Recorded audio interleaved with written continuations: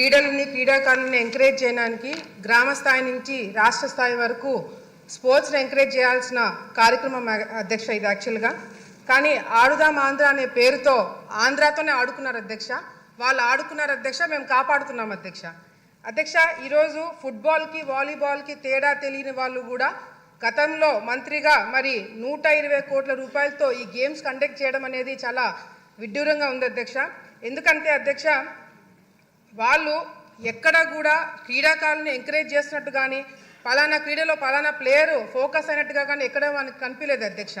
ఎంతసేపు వైసీపీకి సంబంధించిన మంత్రులు వాళ్ళే ఆడినారు అధ్యక్ష, వాళ్ళే కింద పడ్డారు అధ్యక్ష, వాళ్ళే డాన్స్లు వేసినారు అధ్యక్ష. అంతేగాని క్రీడాకారులను ఎంకరేజ్ చేసినట్టుగా కూడా ఎక్కడ కూడా ఎవరు ఫోకస్ కాలేదు అధ్యక్ష.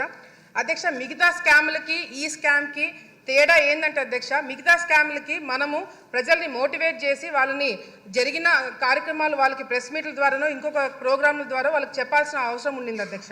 కానీ ఈ ఆడుదాం ఆంధ్ర అనే ఒక స్కామ్ అధ్యక్ష కళ్ళ ముందర గ్రామ స్థాయి నుంచి రాష్ట్ర స్థాయి వరకు జిల్లా స్థాయి వరకు అందరూ కూడా గమనించిన స్కామ్ అధ్యక్ష ఇది. ఎందుకంటే క్రీడాకారులు ఆడడానికి ఇచ్చిన కిట్స్ అధ్యక్ష నాణ్యత లేదు అధ్యక్ష.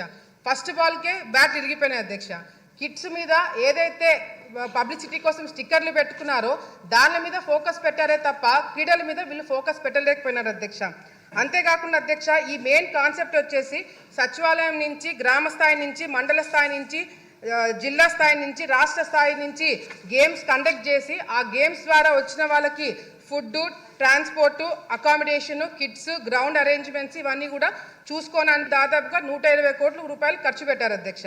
ఇందులో గేమ్స్ వచ్చేసి అధ్యక్ష kabaddi, kho kho, badminton, cricket, volleyball for men and women అధ్యక్ష. అధ్యక్ష, ఇక్కడ మిస్యూజ్మెంట్ ఆఫ్ ఫండ్స్ ఎక్కడ జరిగినాయంటే అధ్యక్ష, ఇప్పుడు మేము అడిగిన క్వశ్చన్లకు కూడా ఎక్కడైనా అవినీతి జరిగిందా దాని డీటెయిల్స్ అడిగినాం అధ్యక్ష. మంత్రి గారు కేవలం ఎక్కడెక్కడ ఖర్చు పెట్టారో దాని గురించి డీటెయిల్స్ ఇచ్చారే తప్ప ఎక్కడ అసలు అవినీతి జరిగిందా లేదా అనే క్లారిటీ కూడా మాకు ఇంకా ఇవ్వలేదు అధ్యక్ష. మిస్యూజ్మెంట్ ఆఫ్ ఫండ్స్ ఎక్కడ జరిగినాయంటే అధ్యక్ష, ఫేక్ వాలంటీర్ల ద్వారా ఫేక్ ఆధార్ కార్డులు తీసుకొని రిజిస్ట్రేషన్స్ చేయించుకోవడం జరిగింది అధ్యక్ష. కిట్స్ ఏదైతే ఉన్నాయో అవి ఫేక్ కిట్స్ అధ్యక్ష, నాణ్యత లేని కిట్స్ ఇవ్వడం జరిగింది అధ్యక్ష. పబ్లిసిటీ కోసము 35 కోట్ల రూపాయలు ఖర్చు పెట్టారు అధ్యక్ష. కేవలం ఈ స్టిక్కర్లకి అదేవిధంగా సోషల్ మీడియాకి హోర్డింగ్స్కి 35 కోట్ల రూపాయలు ఖర్చు పెట్టడం జరిగింది అధ్యక్ష. విన్ అయిన వాళ్ళకి అధ్యక్ష, ఎవరైతే గెలిచారో first prize, second prize, third prize వాళ్ళకి డబ్బులు ఇస్తామని 12 కోట్ల రూపాయలు ఖర్చు పెట్టారని చెప్పారు అధ్యక్ష. వాళ్ళకి ఇంకా అకౌంట్లలో చాలా మందికి డబ్బులు పడలేదు అధ్యక్ష ఇంతవరకు కూడా. అదేవిధంగా అధ్యక్ష, విశాఖపట్నంలో క్లోజింగ్ సెరమనీ అంటే అధ్యక్ష ఫస్ట్ 2 కోట్ల రూపాయలు శాంక్షన్ చేయించారు అధ్యక్ష. అది సరిపోతున్నట్టు మళ్ళీ ఒక 3-4 కోట్ల రూపాయలు శాంక్షన్ చేయించుకొని అధ్యక్ష చాలా పెద్దగా చేశామని చెప్పి మరి వాళ్ళ రిపోర్ట్లోనే లేజర్ షోస్ అంటే అధ్యక్ష ఫారెన్ నుంచి ఆర్టిస్టులను పిలిపించారు అధ్యక్ష. మరి ప్రైవేట్ సెక్యూరిటీని పెట్టుకున్నారంట అధ్యక్ష. మన రాష్ట్రంలో మన కళాకారులు ఉండగా ఇతర దేశాల నుంచి కళాకారులు ఎందుకు పిలిపించారనేది కూడా మాకు కూడా అర్థం కావట్లేదు అధ్యక్ష. మరి అదేవిధంగా ప్రైవేట్ సెక్యూరిటీ ఎందుకు పెట్టుకున్నారో అర్థం కావట్లేదు అధ్యక్ష. గవర్నమెంట్ ప్రోగ్రామ్కి ప్రైవేట్ సెక్యూరిటీ వాళ్ళని ఎందుకు నియమితం చేసుకున్నారనేది కూడా క్లారిటీ ఇవ్వాల్సిన అవసరం ఉంది అధ్యక్ష. వీళ్ళు ఇచ్చిన ఫైనల్ రిపోర్ట్లోనే అధ్యక్ష విలేజ్ సచివాలయంలో 15,000 సచివాలయంలో పార్టిసిపేట్ చేస్తే 35 లక్షల మంది ఆడియన్స్ చూడడానికి వచ్చారంట అధ్యక్ష. మండల స్థాయిలో 753 మండలాలు పార్టిసిపేట్ చేస్తే దాదాపుగా 4 లక్షల మంది చూడడానికి వచ్చారు అధ్యక్ష. డిస్ట్రిక్ట్ లెవెల్లో జరిగిన దానికి 90,000 మంది ఆడియన్స్ వచ్చారంట అధ్యక్ష. మరి విశాఖపట్నంలో అధ్యక్ష 35,000 మందితో ఆడియన్స్ తోటి ప్రోగ్రామ్ చేశారంట అధ్యక్ష. ఆ ప్రోగ్రామ్కి మాత్రం జగన్మోహన్ రెడ్డి గారు రాలేదు అధ్యక్ష. క్లోజింగ్ సెరమనీకి కూడా రాలేదంట, ఆయనకి టైం కూడా లేదు అధ్యక్ష. అంతేకాకుండా అధ్యక్ష, నేను శాప్ చైర్మన్ గారు మరి రవి నాయుడు గారితో మాట్లాడారు అధ్యక్ష. నేను ఆయనతోటి మాట్లాడినప్పుడు కూడా ఆయన ఒకటే ప్రశ్న అడిగినారు అధ్యక్ష.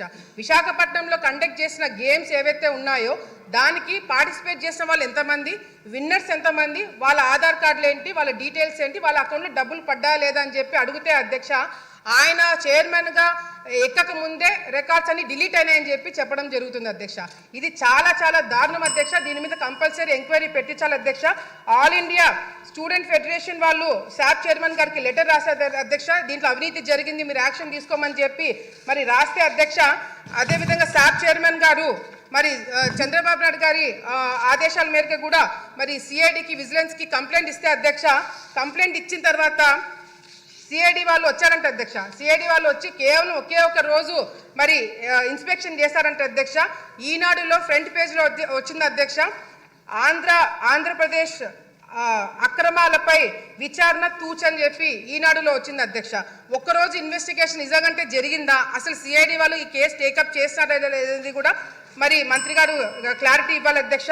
మెయిన్గా అధ్యక్ష ఈరోజు ముఖ్యంగా అధ్యక్ష ఇది 120 కోట్ల రూపాయలు స్కామ్ కాదు అధ్యక్ష. దాదాపుగా మాకు వచ్చిన ఇన్ఫర్మేషన్ మేము డెప్త్గా వెళ్ళి కనుక్కుంటే అధ్యక్ష దాదాపుగా 400 కోట్ల రూపాయలు స్కామ్ జరిగిందనేది కూడా బయటికి వస్తుంది అధ్యక్ష, ఎంక్వైరీ పెట్టిస్తే. ఎందుకంటే కేవలము శాప్ తరపు నుంచి స్పోర్ట్స్ అథారిటీ నుంచి కాకుండా అధ్యక్ష డిస్ట్రిక్ట్ ఫండ్స్ కూడా దీనిలో వాడినారని చెప్పి మాకు ఇన్ఫర్మేషన్ వచ్చింది అధ్యక్ష. దీని మీద దృష్టి పెట్టాలని చెప్పి కూడా కోరుకుంటూ మరి వైసీపీ నాయకులు బయట వాళ్ళ కొద్దీ వాళ్ళ